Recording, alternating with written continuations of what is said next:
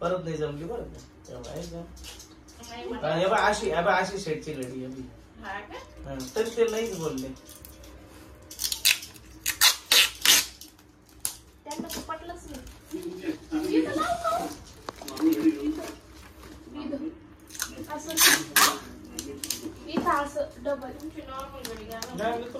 double जोडायचं